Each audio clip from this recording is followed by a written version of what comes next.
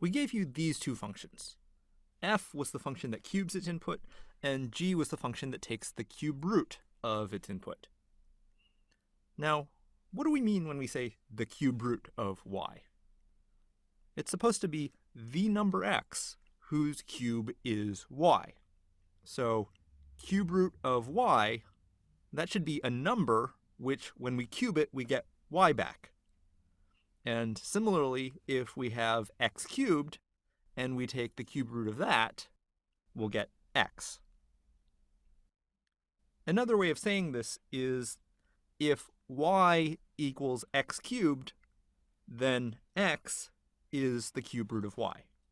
And conversely, if x is the cube root of y, then y will be equal to x cubed. For instance, in the example, we told you that minus 13 cubed equals negative 2,197, and that's precisely the reason that the cube root of negative 2197 is negative 13. If we use our function notation, f and g, this here is saying that if y equals f of x, then x equals g of y, and vice versa. And over here, the cube of the cube root of y is f of g of y, and that equals y. In other words, f undoes what g did. And similarly, the cube root of the cube of x, that can be written as g of f of x, and that equals x. G undoes what f did. Functions that behave like this are called inverses.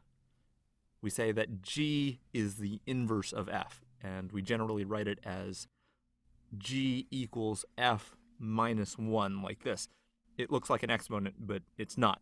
So don't take f and raise it to the minus 1 power.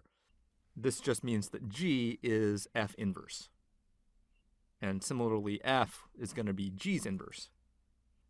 And what f inverse does as a function is exactly the same as the cube root. F inverse of y is the number x such that f of x equals y. So the input for f inverse is y, but that's the desired output for f. And the result of f inverse is x, and that's the input for f. So erasing all this stuff involving g and cube roots, we have that y equals f of x exactly when x is f inverse of y. And then over here, f and f inverse are going to undo one another. One very important warning, not every function has an inverse. We'll discuss that a little bit later in this sequence. But if it does have an inverse, this is what the inverse function is supposed to do. We have some questions to help you play around with it.